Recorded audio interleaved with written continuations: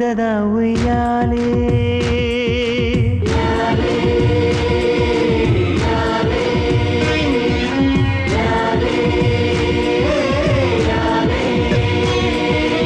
ಅವಳೊಂದು ಅಂದದ ಉಯ್ಯಾಲೆ ಗೊಂಬೆ ಗೊಂಬೆ ದಂತದ ಗೊಂಬೆ ಹೆಜ್ಜೆ ಇಟ್ಟರೆ ನವಿಲಂತೆ ತುಟಿ ತೆರೆದರೆ ಗಿಣಿಯಂತೆ ಆ ನಡೆ ಚಂದ ಆ ನುಡಿ ಚಂದ ಆ ನಗು ಚಂದ ಆ ಗುಣ ಚಂದ